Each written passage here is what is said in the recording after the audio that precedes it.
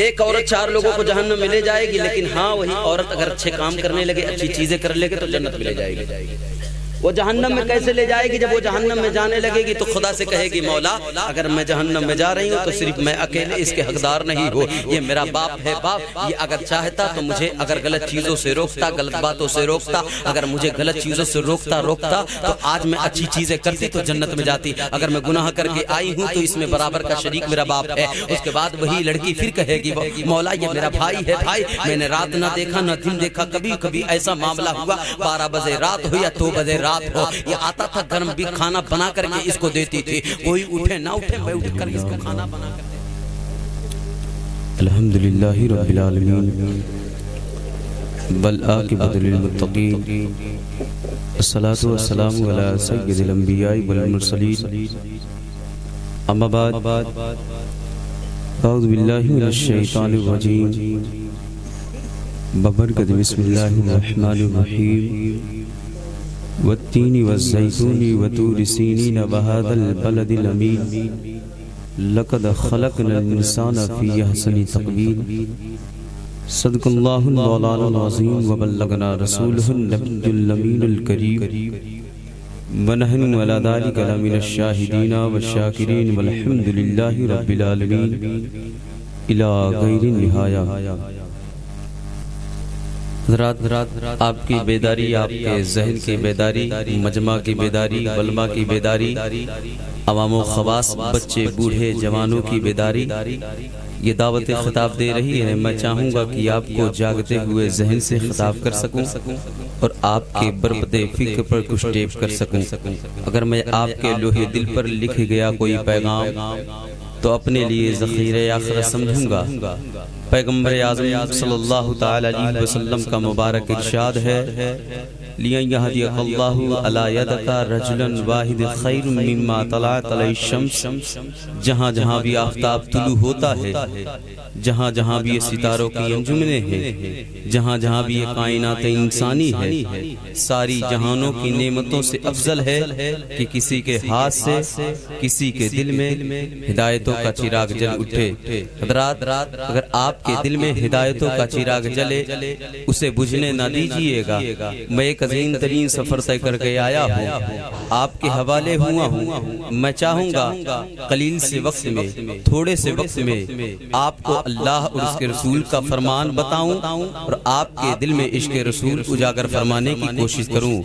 آئیے بلا تاخیر درود پاک پڑھنے وآواز بلند اللہم صلی اللہ سیدنا شفیعنا مولانا محمد بارک وسلم صلی علیہ وسلم وسلام علیکہ یا رسول اللہ صلی اللہ تعالی علیہ وسلم۔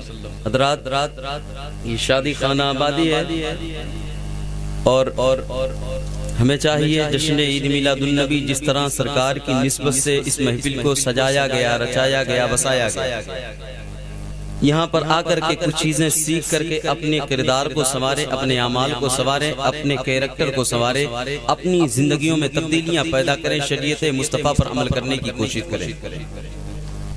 دیکھیں باتیں تو بہت ساری میں کر سکتا ہوں، لیکن جس طرح آپ ماحول اور مزاج بنا کر بیٹھے ہیں، جس طرح آپ سنیں گے اس طرح میں سنانے کی کوشش کروں گا۔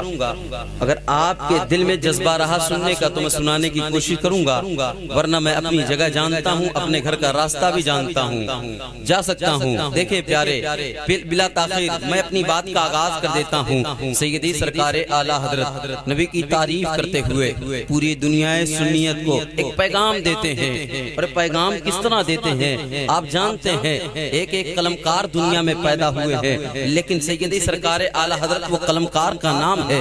دیکھیں پیارے، سیدی سرکار اعلیٰ حضرت کی شان سے حضور کی تعریف کر رہے ہیں اور کہتے ہیں عرش حق ہے مسند رفعت رسول اللہ کی، دیکھنی ہے حشر میں عزت رسول اللہ کی، لا ورب العرش جس کو جو ملا ان سے ملا، آخر نبی سے کس کو مل رہا ہے، نبی سے صدقہ کون پا رہا ہے۔ حضرت آدم صفی اللہ بھی نبی کے ذی وقار کا صدقہ لیے ہے، حضرت نوح نجی اللہ بھی نبی کا صدقہ لیے ہے، حضرت موسیٰ کلیم اللہ بھی نبی کا صدقہ لیے ہے، حضرت عیسیٰ روح اللہ بھی نبی کا صدقہ لیے ہے۔ اور یہیں تک نہیں ہے، میں نے کہا اے میرے امام آپ کہیں قدم بڑھ کر کے عشق کی منزلیں طے کر کے آگے بڑھ کر تو نہیں کہہ رہے ہو؟ کونین میں حضرت آدم صفی اللہ بھی ہے، کونین میں حضرت موسیٰ کلیم اللہ بھی ہے، کونین میں حضرت عیسیٰ روح اللہ بھی ہے۔ کیا انہوں نے نبی کا صدقہ لیا ہے؟ کیا انہوں نے بھی نبی کا صدقہ لیا ہے؟ تو میرے امام عالم خیال میں کہتے ہیں مجھ سے کیا پوچھتا ہے؟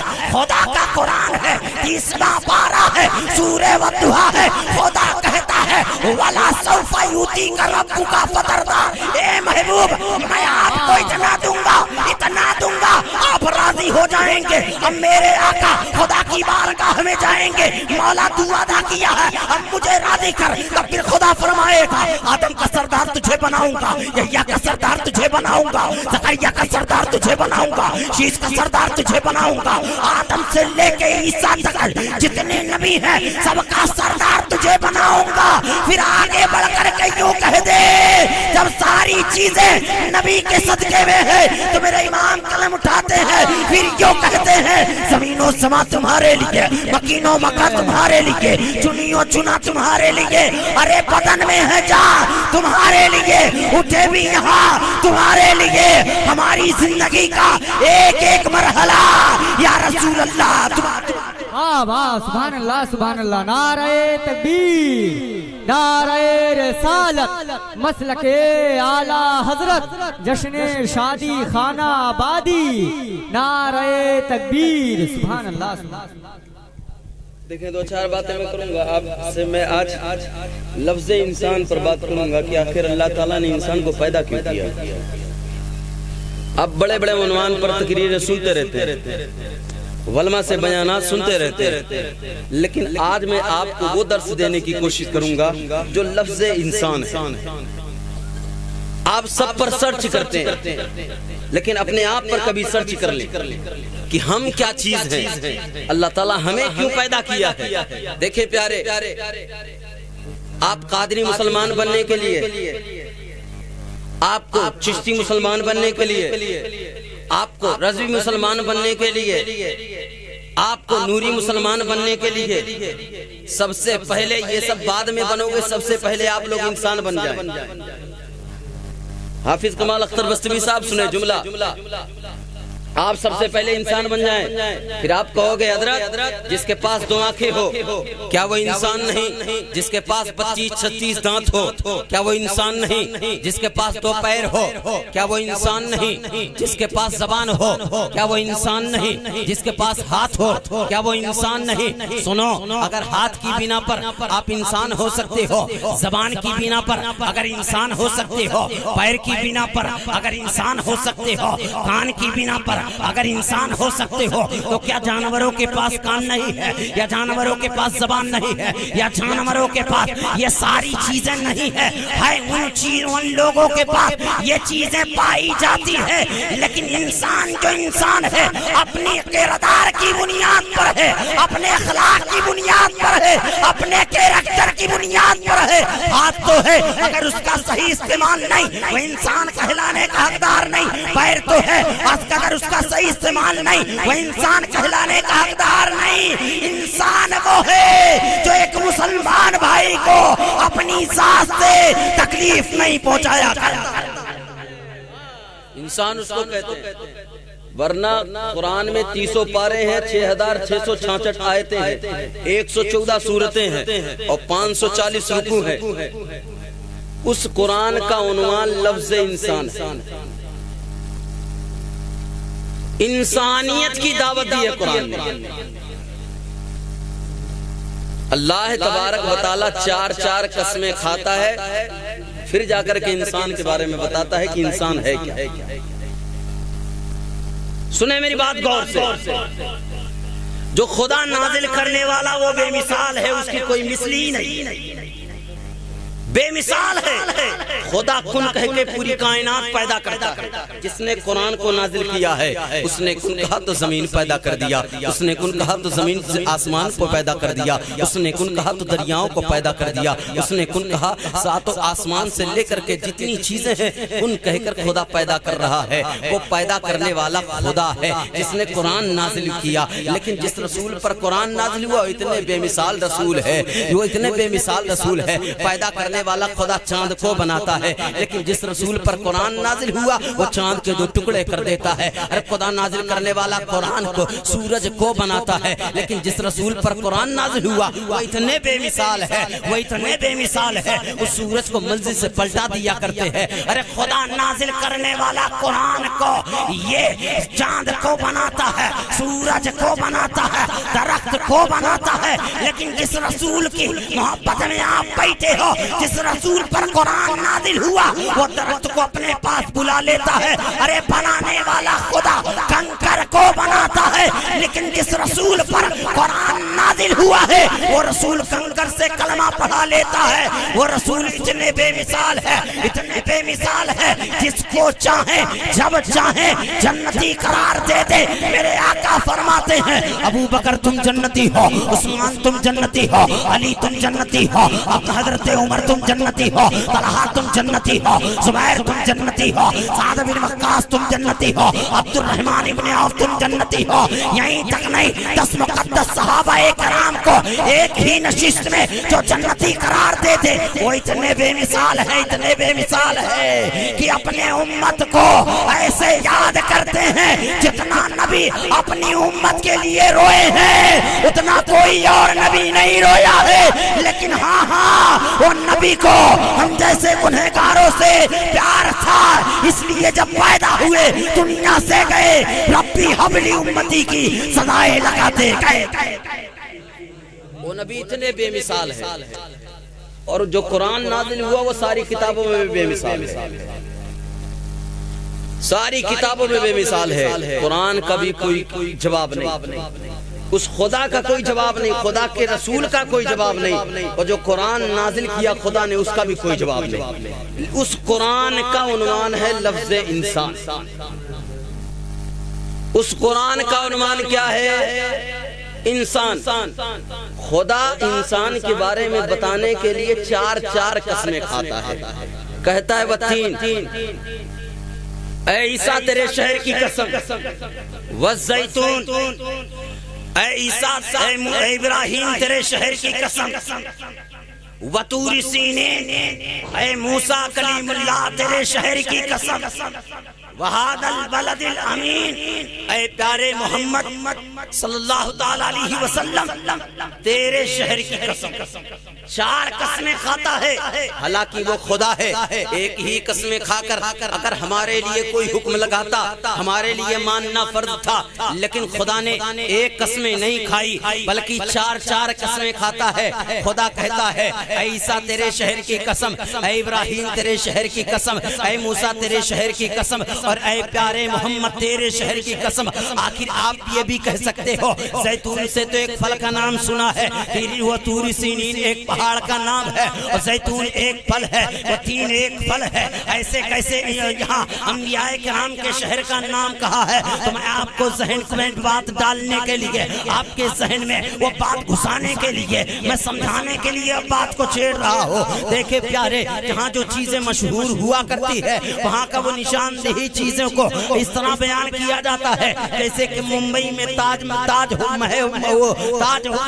ہوٹل ہے, اور وہ تاج جب ہوٹل کہیں گے, یا باب الہند جس کو گیٹ آف انڈیا کہتے ہیں, اگر ہم اس کو کہیں گے فوراً ہم کو ممبئی یاد آنے لگے گا. جب ہم دلی کے لال قلعے کو کہیں گے تو فوراً دلی یاد آنے لگتی ہے. تو اسی طرح سے جو وہ شہر کی جو مشہور چیزیں ہوا کرتی ہے اس کا نام لیتے ہیں, شہر کا نام ہوتا ہے. اسی طرح سے قرآن کا انداز بیان بھی اسی طرح سے ہے کہ جہاں حضرت عیسیٰ روح اللہ پیدا ہوئے ہوئے وہاں کی زیتون و تین بہت مشہور ہے، جہاں کے حضرت عیسیٰ پیدا ہو رہے ہیں وہاں کی زیتون بہت مشہور ہے، جہاں حضرت موسیٰ کلیم اللہ پیدا ہو رہے ہیں وہاں کا پہاڑ بہت مشہور ہے، اور جہاں پر حضرت محمد الرسول اللہ پیدا ہو رہے ہیں وہ شہر کا کوئی جواب نہیں ہے، وہ علاقے کا کوئی جواب نہیں ہے، اس آبادی کا کوئی جواب نہیں ہے۔ اس لیے جو قرآن کا انداز بیان ہے اسی طرح سے ہے، جہاں جو نبی پیدا ہوا اگر وہ مشہور چیزیں ہیں تو اس مشہور چیز کا نام لے کر کے خدا یاد کر رہا ہے اور چار چار قسمیں کھا رہا ہے، اور خدا فرماتا ہے اے عیسیٰ تیرے شہر کی قسم، اے ابراہیم تیرے شہر کی قسم، اے موسیٰ تیرے شہر کی قسم، اے پیارے محمد صلی اللہ علیہ وسلم تیرے شہر کی قسم۔ دیکھو پیارے، کہنے والوں نے اس طرح کہہ دیا ہے انسان پہلے بندر تھا، بندر سے پیدا ہونے کے بعد بندر تھا، بندر سے ترقی کرتے کرتے آپ ہندی اگر پڑھے ہوں گے یا سائنس کی کتابیں پڑھے ہوں گے آپ کو پتا ہوگا ان لوگ یہی پڑھاتے ہیں انسان پہلے بندر تھا، بندر سے ترقی کرتے کرتے وہ انسان بن گیا ہے۔ میں آپ سے کہتا ہوں اگر انسان پہلے بندر تھا، بندر سے ترقی کرتے کرتے انسان بنا ہے تو سوچو جب ترقی بندر سے کر کے انسان بن سکتے ہو تو آگے بڑھنا چاہیے، کچھ اور بننا چاہیے۔ آخر انسان آ کر کے بن کے انسان کے آگے کیوں نہیں بڑھتے ہیں، کچھ اور کیوں نہیں بن جاتے؟ پتا کیا چلا، انسان ہو کر کے انسانیت پر سوالیہ نشان اکٹھا کرتے ہیں، اسی پر سوال کرتے ہیں، لیکن ہاں قرآن ایسی کتاب ہے جو بے مثل بے مثال ہے، اس کا کوئی جواب نہیں ہے۔ اس لیے میں کہتا ہوں خدا نے ان لوگوں کا منہ توڑ جواب دیا جن لوگوں نے یہ کہا انسان پہلے بندر تھا، بندر سے ترقی کر کر کے بنا۔ خدا کہتا ہے تمہارے سارے نظریات غلط ہے، سار قسمیں کھاتا ہے، پھر خدا فرماتا ہے لقد خلقنا الانسان فی احسن تقویم، ہم نے انسان کو سب سے خوبصورت پیدا کیا، سب سے اچھا پیدا کیا۔ اگر ان سب سے اچھی چیزیں اگر دنیا میں میں نے پیدا کی ہے وہ لفظ انسان ہے۔ انسان کو سب سے خوبصورت پیدا کیا، اس سے خوبصورت کوئی چیز ہے یہ نہیں۔ چار چار قسمیں کھانے کے بعد پھر انسان کے بارے میں خدا یہ بتانا چاہتا ہے کہ تمہیں ایسے نہیں پیدا کیا، حالانکہ آپ بھی پیدا ہوئے لیکن پیدا کس طرح آپ کو کیا۔ اگر بور ہو رہے ہیں تو بولے میں ختم کر دوں۔ سنیں انسان کو اللہ تبارک و تعالیٰ نے پیدا کیا۔ اگر میں موضوع پر دیگر چیزوں پر بولوں گا تو بات بہت ساری آپ سیکھ کر جائیں گے، لیکن میں آج لفظ انسان ہی سمجھا کر جانا چاہتا ہوں تاکہ اپنی ذات کو سمجھنے، اپنی بات کو سمجھنے ہمیں کرنا سنیں اللہ تعالیٰ نے زمین کو پیدا کیا، کن فیکن کہہ دیا، ہو گیا۔ آسمان کو پیدا کرنا چاہا، کن فیکن کہہ دیا، ہو گیا۔ دریاؤں کو پیدا کرنا چاہا، کن فیکن کہہ دیا، ہو گیا۔ لیکن اے انسان تیری عظمت دیکھ، اللہ تعالیٰ نے جب تجھے پیدا کرنا چاہا نا ڈائریکٹ پیدا نہیں کیا، کن فیکن کہہ کر نہیں پیدا کیا، بلکہ خدا قرآن میں فرماتا ہے انی جاعل فی الارض خلیفہ، میں اپنا نائب بنانا چاہتا ہوں، اپنا خلیفہ بنانا چاہتا ہوں۔ تب پھر وہ فرشتے جس حالت میں خدا کر دے جس کو صبح و قیامت تک اسی حالت میں رہے، اگر رکوع کی حالت میں کر دے تو صبح و قیامت تک رکوع کی حالت میں رہے، اگر قیام کی حالت میں کر دے تو صبح و قیامت تک وہ فرشتے قیام کی حالت میں رہے، اگر وہ سجدے کی حالت میں جس فرشتے کو کر دے وہ صبح و قیامت تک سجدے کی حالت میں رہے۔ لیکن وہ فرشتے کہتے ہیں مولا اس انسان کو بنائے گا، وہ فرشتے یوں کہتے ہیں نسبح بحمدک ونقدس لک، تب پھر کہتے ہیں مولا ہم تو تیری عبادت کرتے ہیں، ہم تو تیری بندگی کرتے ہیں، ہم تیری عبادت کرتے ہیں۔ اس انسان کو پیدا کرے گا جو آپس میں جا کے جھگڑے کرے گا، لڑائیاں کرے گا، مارا پیٹی کرے گا۔ بات بتاؤ وہ فرشتے صحیح کہہ رہے تھے کہ نہیں کہہ رہے؟ آج آپس میں مسلمان لڑتے ہیں کہ نہیں لڑتے ہیں؟ وہ فرشتے کہہ رہے ہیں مولا اس انسان کو پیدا کرے گا جو لڑائیاں کریں گے، مارا پیٹی کریں گے، آپس میں اختلاف کریں گے۔ بتاؤ وہ فرشتے کتنے برس پہلے جب آپ کا وجود تک نہیں تھا، حضرت آدم کو بنانے کا پلان چل رہا تھا، خدا فرشتوں سے جب کہہ رہا تھا، اس وقت یہ فرشتے، دیکھو پیارے، وہ فرشتے غیب جانتے ہیں۔ آج کی باتیں وہ فرشتے جانتے تھے۔ اب بتاؤ جس نبی کے صدقے میں وہ فرشتہ بنایا گیا، جب اس کے غیب کا یہ عالم ہے، اس کے نظریات کے غیب کے دیکھنے کا عالم یہ ہے، جو سراپا نبی ہوگا، جو خدا کا محبوب ہوگا، اس کی عظمت کیا ہوگی، اس کے غیب کے دیکھنے کا عالم کیا ہوگا۔ جس کے صدقے میں وہ فرشتے بنے، اس کے دیکھنے کا عالم۔ اب سنیں، فرشتے جو کہہ رہے تھے کہ مولا اس انسان کو پیدا کرے گا، جا کر زمین پر لڑائیاں کرے گا، مارا پیٹی کرے گا، آپس میں اختلاف کرے گا۔ آج وہی ہم چیزیں کر رہے ہیں، تھوڑی سی زمین کے لیے نا اپنے بھائی کو ہم مارنے کے لیے تیار ہو جاتے ہیں، تھوڑی سی زمین کے لیے نا اپنے خاندان سے دشمنی لے لیتے ہیں، تھوڑی سی زمین کے لیے نہیں، سب چھوڑ دے، زمین پر لڑتے تو لڑتے ہی ہے، چھوٹی چھوٹی بات پر بھی اپنے ماں بہنوں کو خود گالی دیتے۔ کس حد تک یہ مسلمان نہیں گزر رہا ہے؟ جو فرشتے کہہ رہے تھے مولا اس انسان کو پیدا کرے گا جو زمین پہ جا کے جھگڑے کرے گا، مارا پیٹی کرے گا، آپس میں اختلاف کرے گا، وہی چیزیں ہم کر رہے ہیں۔ سنو، خدا نے کہا انی عالم ما لا تعلمون، جو میں جانتا ہوں تم نہیں جانتے۔ اس راز کے تحت اللہ تعالیٰ نے حضرت آدم علیہ السلام کا پتلا تیار کیا۔ اب خدا کیا جانتا ہے، آگے حکمت بتاتا ہوں۔ آپ کی زبان میں کہہ دوں، ہمارے ممبئی میں کہتے ہیں جیسے کچھ مسئلہ ہو جائے بھائی سے تو کہتے ہیں جاؤ میرے فلاں بھائی کو ٹپکا دے۔ ممبئی میں ایسے ہی بولتے ہیں ٹپکا دے، سپاری دیتے ہیں اپنے بھائی کے خلاف، مار دے اس کو یا اس کو ٹپکا دے۔ یہ ہمارے حال بن چکے ہیں۔ وہ فرشتے جس کو اللہ تعالیٰ رکوع کی حالت میں کر دے، صبح قیامت تک رکوع کی حالت میں، قیام کی حالت میں کر دے، صبح قیامت تک اسی حالت میں رہے، لیکن ہاں اللہ تعالیٰ نے وہی فرشتوں کو خاموش کیا، کہا انی عالم ما لا تعلمون، جو میں جانتا ہوں تم نہیں جانتے ہو۔ اللہ اکبر اللہ۔ تب پھر حضرت آدم علیہ السلام کا پتلا بنانے سے پہلے خدا نے حضرت جبریل امین کو زمین پر بھیجا، کیونکہ جب انسان کو بنانا ہے تو انسان کا سب سے پہلا وجود اگر کسی چیز سے ہوگا تو وہ مٹی سے ہوگا۔ حضرت جبریل زمین پر آتے ہیں مٹی لینے کے لیے، جیسے ہی زمین سے مٹی اٹھاتے ہیں نا زمین رونے لگتی ہے۔ اب جب زمین رونے لگتی ہے تو حضرت جبریل امین ترس کھا کے واپس چلے گئے، کیونکہ ایک وہ فرشتہ ہے، حضرت اسرافیل آتے تھے، پھر زمین سے مٹی اٹھاتے، پھر وہ زمین رونے لگتی، حضرت اسرافیل بھی واپس چلے جاتے ترس کھا کے۔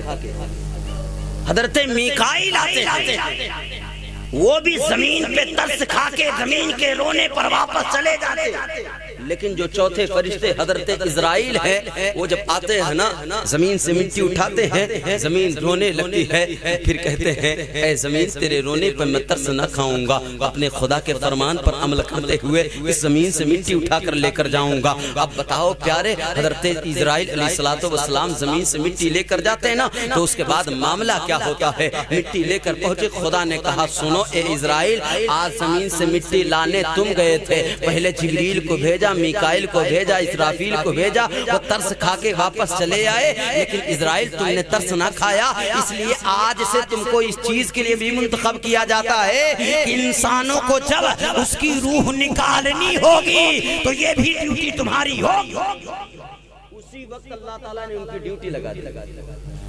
اب بتائیں اس کے بعد زمین سے مٹی حضرت اسرائیل لے کر جاتے ہیں تو اس پر خدا اپنے دستے قدرت سے حضرت آدم علیہ السلام کا پتلا تیار کیا۔ اس کے بعد اس میں 40 دن بارش ہوئی۔ کتنے دن؟ اب ہماری زندگی میں غم کتنا ہے، خوشی کتنا ہے، اس کو سمجھے۔ 40 دن میں ایک دن کی خوشی کی بارش ہوئی تھی، ایک دن۔ 39 دن غم کی بارش ہوئی تھی۔ کتنا؟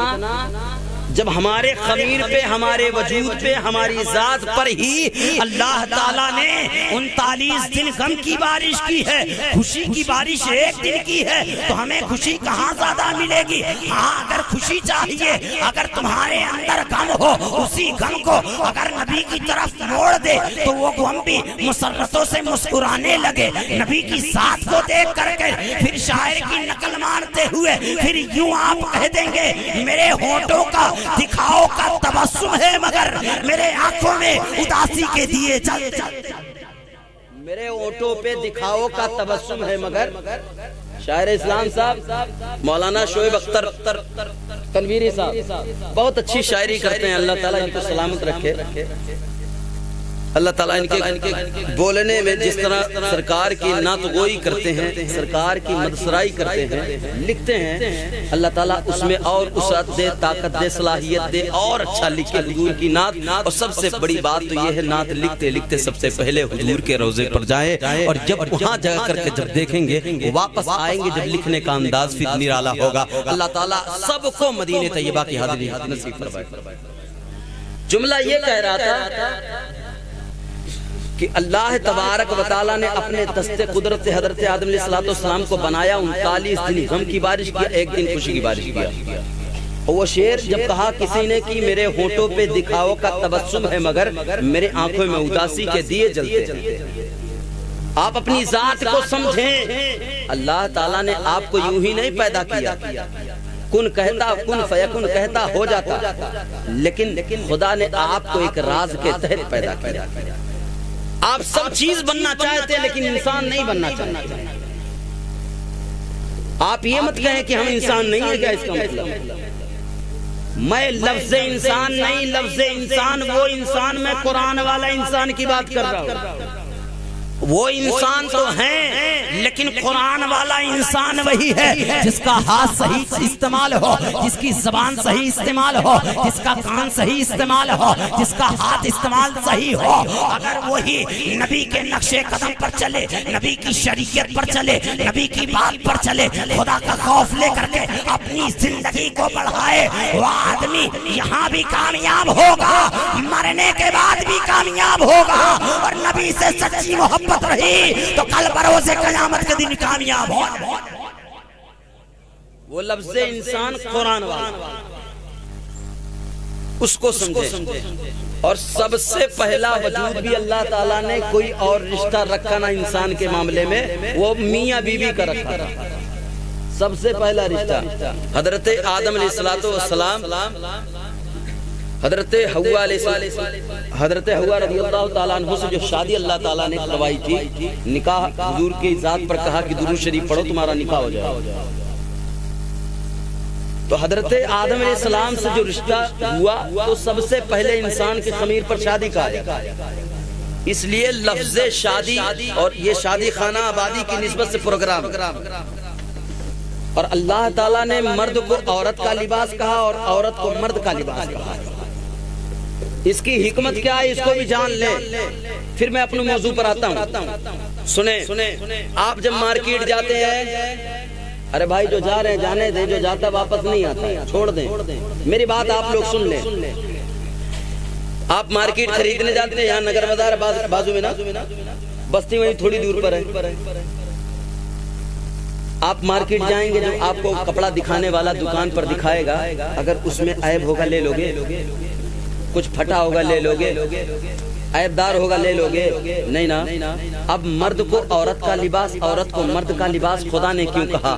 اس کا مطلب کیا ہوتا ہے؟ اب اس کی حکمت میں سمجھاتا ہوں۔ دیکھیں پیارے، آج 4 چیزیں دیکھ کر حضور نے کہی تھی شادی کیا کرے۔ ہم تو 3 چیزیں تو دیکھتے ہیں لیکن ایک چیزوں پر ترجیح نہیں دیتے، لیکن حضور نے سب سے بڑی بات جو کہی تھی، اگر کسی کے اندر بہت وہ 3 چیزیں اگر زیادہ نہ پائی جاتی ہو، حضور کی بات پر عمل کرتے ہوئے یوں عمل کرے کہ اس کے اندر اگر دینداری پائی جاتی ہو اس کو ترجیح دے، تاکہ دینداری کبھی ختم نہیں ہوگی، کیونکہ دولت آج ہے کل ختم ہو جائے گی، اس کو حسب و نسب ہے، کچھ معاملہ ہوگا بگڑ جائے گا، اور بھی دیگر چیزیں ہیں بگڑ سکتی ہے، لیکن جس کا کردار ٹھیک رہے گا، جس کا اعمال ٹھیک رہے گا، جس کے اندر دینداری رہے گی، جس کے اندر شریعت کی پابندی رہے گی، وہ زندہ رہے گا، تب بھی مرنے کے بعد بھی اپنے نام اعمال میں نیکیوں کا ذخیرہ اکٹھا کر کے جائے گا۔ اس کا مطلب میاں ہو بیوی ہو وہ بھی کامیاب ہوگا، بیوی بھی کامیاب ہوگی، جب دیندار دیکھ کر کے ہم لڑکی کا یا لڑکے کی شادی کروائیں گے۔ اب وہ جو کٹ کا مطلب ہے وہ بھی جان لیں، لفظ کٹ، جس کپڑے کے اندر کٹ ہو آپ وہ نہیں خریدیں گے، اب جس لڑکے کے اندر کٹ ہو کیا اس کو اپنی بہو بنائیں گے؟ اب کٹ کا مطلب یہ نہیں بیچارے کا اگر کونو حادثہ میں کھنما کٹ گیا ہو تو وہ کٹ ہے، وہ کٹنا ہے۔ کسی کا بائی چانس کبھی گوڑ میں حادثہ ہو جاتا ہے، گوڑوا کٹ جاتا ہے، انگلی ٹوٹ جاتی ہے، تو اس کو کٹ نہیں کہتے۔ کٹ کا بھی مطلب جانے، کٹ کا مطلب یہ ہے جو نبی کی شریعت پر عمل نہ کرتی ہو۔ کٹ کا مطلب سنیں، کٹ کا مطلب یہ ہے جو نبی کی شریعت پہ عمل نہ کرتی ہو،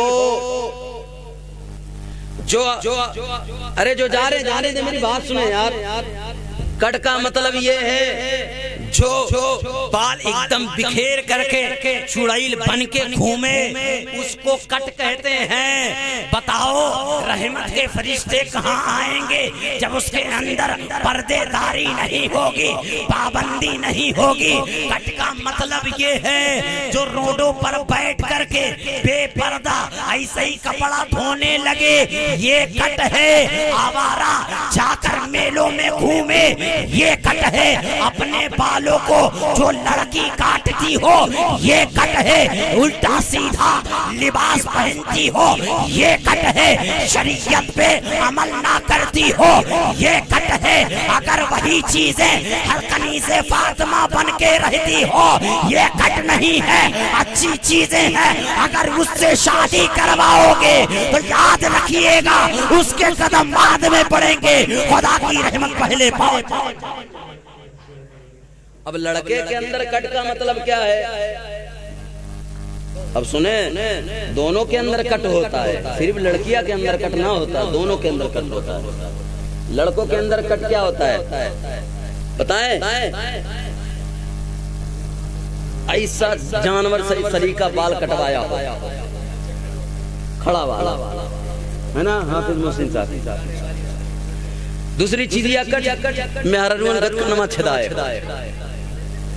صحیح بولی تھا نا، مہرنون گت کنما چھدائے، مہرنون گت بلو رکھے ہوا ہمیں وہ کلپ لگائے ہوئے، صحیح دیکھا ہوں میں کتنے لوگوں کو ہیئر بینڈ اس کو کہتے نا، ہو جو ان لگاتے ہیں بلوا ایک دم جبر بابا گت رکھی ہے اور لگا کر کے نچنیاں گت گھومیں گے، یہ کٹ ہے اس کے اندر۔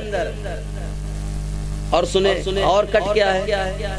جو حضور کی بات پر عمل نہ کرتا ہو اس کے اندر یہ کٹ۔ اور آپ کو آسان کر دوں، ہر ہفتے میں جا کر کے ناؤ کے پاس ہری ہے کل چھلاوت ہو دڑھیا، اس کے اندر یہ کٹ ہے۔ صحیح بولنا حضرت، اس کے اندر یہ کٹ ہے۔ جو کر رہا ہے اس کو میں سیدھا کہہ رہا ہوں یہ میرے نبی کو پسند نہیں، قسم خدا کی۔ میرے ایک صحابی، میرے آقا صلی اللہ علیہ وسلم کے ایک صحابی کے چہرے پر صرف ایک داڑھی کے بال تھے نا، وہ بھی کسی ایسے کرنے سے یا کسی چھونے سے وہ بال بائی چانس ٹوٹ گیا تھا۔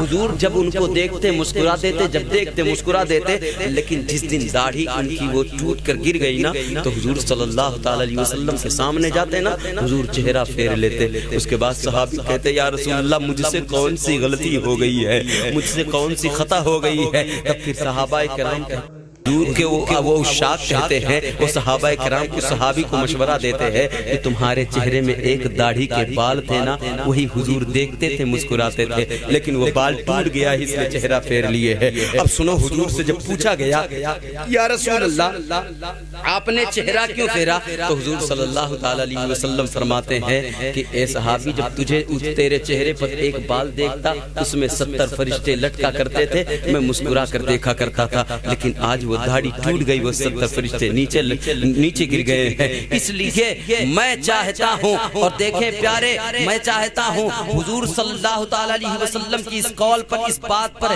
اس فرمان پر عمل کریں۔ اگر صحابی کے چہرے سے وہ توڑے نہیں تھے، ایسے ہی ٹوٹ گیا تھا، تب بتائیں اگر ایک صحابی ایک داڑھی کا بال بائی چانس ٹوٹ جائے، جب اس سے خدا کے رسول اپنا منہ پھیر لیتے ہو تو ہفتے میں کٹروں میں چھلا کے ڈال دیتا ہو، ہفتے میں جا کے چھل چھل کر کے اس کو کٹروں میں ڈالتا ہوگا۔ جب قبر میں جاؤ گے اگر رسول چہرہ پھیر لیں گے تب کس کی بارگاہ میں آپ جاؤ۔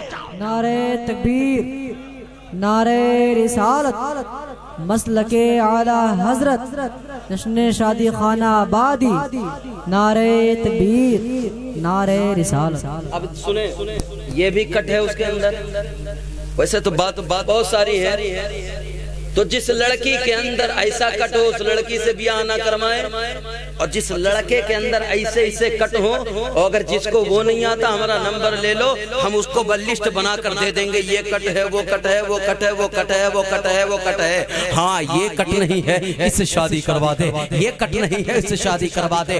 یاد رکھیے گا، جب لڑکا بھی اچھا ہوگا، لڑکی بھی اچھی ہوگی، تو وہی بچہ اگر دونوں کے ملنے سے اگر حمل ٹھہرا تو حمل ٹھہرنے کے بعد وہ بچہ نالائق نہیں ہوگا، باپ کے سینے پہ سوار ہو کر کے ماں کو لتیانے والا نہیں ہوگا، باپ کو مکیانے والا نہیں ہوگا، بلکہ غوث اعظم کے نقش قدم پہ چلے گا، غوث اعظم کی بات پر عمل کرے گا، اپنی ماں کی عزت کرے گا، اپنے باپ سے محبت کرے گا۔ جب یہ چیز کرو گے تب آخری بات ذہن میں آ رہی ہے۔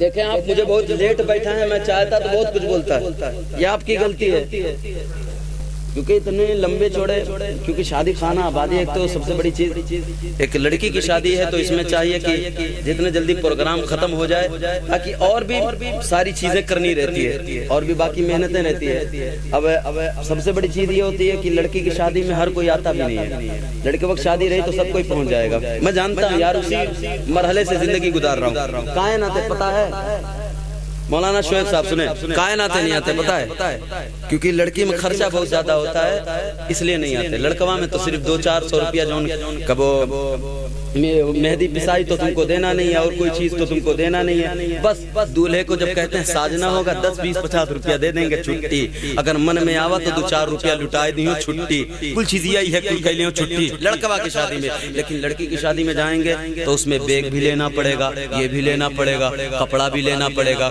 کچھ اور بھی لینا پڑے گا، تب جائیں گے، لمبا خرچہ ہو جائے گا، نہیں جایا کرتے ہیں۔ لیکن ہاں کچھ لوگ ہوتے ہیں یہ سب چیزیں نہیں دیکھتے ہیں، بلکہ یہ دیکھتے ہیں وہ لڑکی کی شادی نہیں ہے، بلکہ ایک امت کی، حضور کی امت کی ایک بیٹی کی شادی ہے، صرف اس کے گھر کی شادی نہیں ہے بلکہ وہ میرے گھر کی شادی ہے، اس لیے اس کا ہاتھ بٹانا چاہیے، الٹا سسٹم ہو گیا ہے۔ سب سے بڑی چیز تو اب مجھے یہ بات یاد آ رہی ہے، آج کا لڑکا جب شادی کرنے کے لیے لڑکیاں دیکھنا چاہتا ہے نا، اگر وہ کرپا چھٹو غلطیاں سے بھی کہہ دینا ہم تورے خالق لڑکیاں سے تو نکاح کروا دیں گے، کہنے لگتا ہے وہ تو کالی ہے، وہ تو لنگڑی ہے، وہ تو یہ ہے، وہ تو یہ ہے۔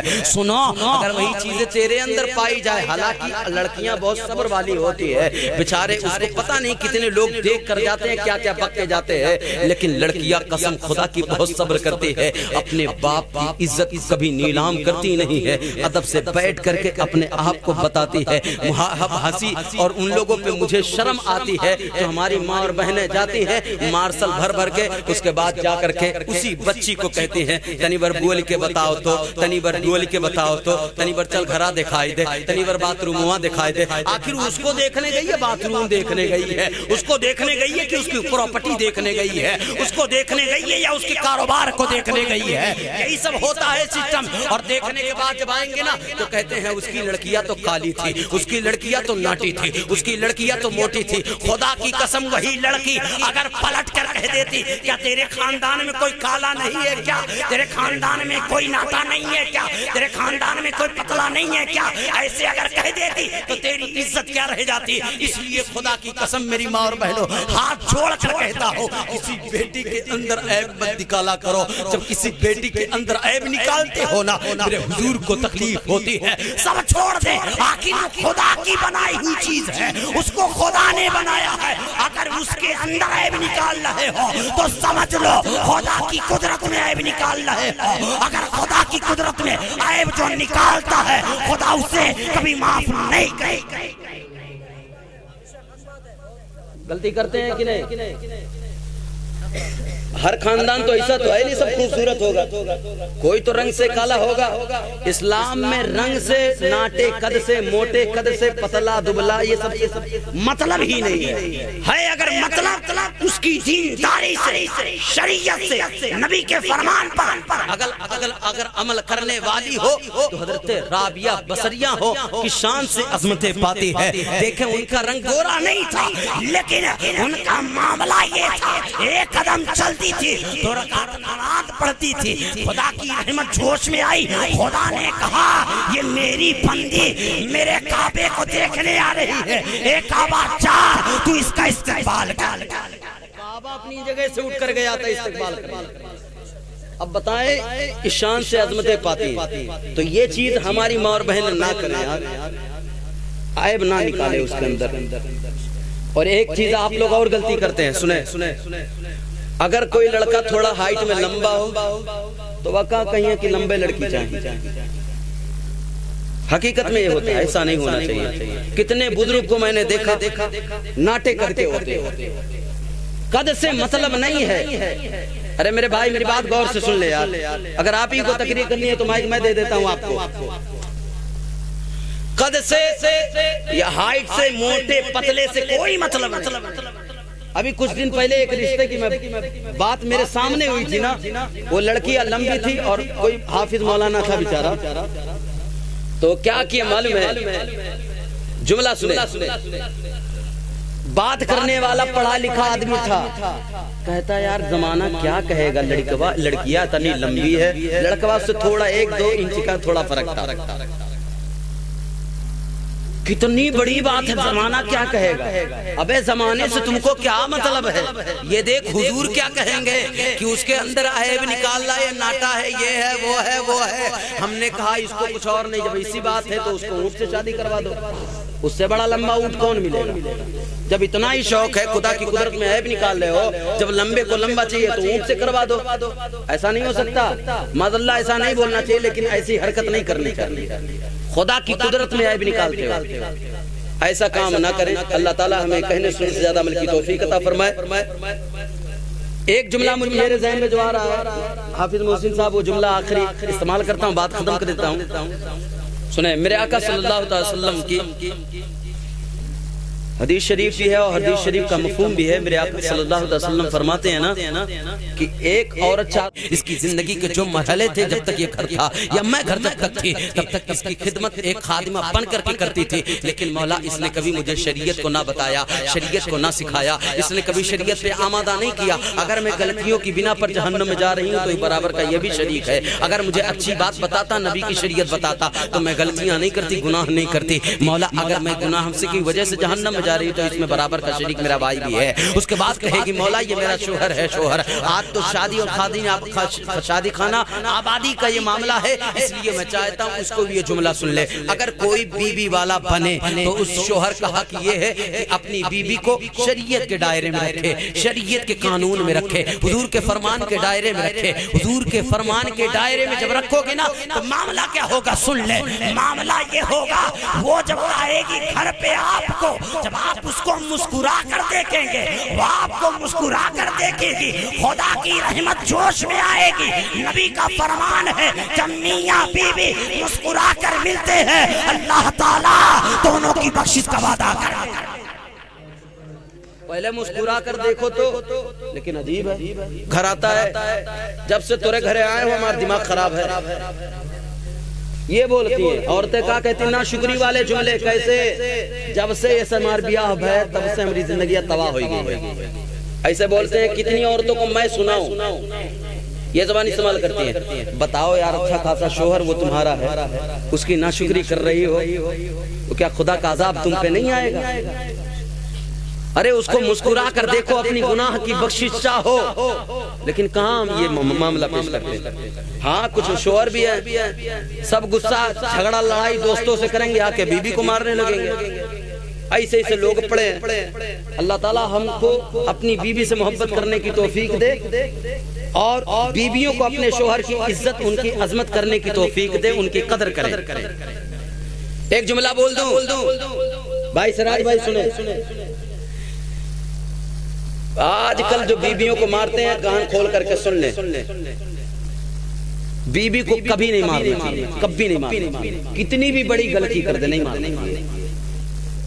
وہ بنگال کے حضرت ایک وہ مولانا نثار کلکتوی صاحب، انہوں نے کہا بیوی کو مارو ثواب ملے گا۔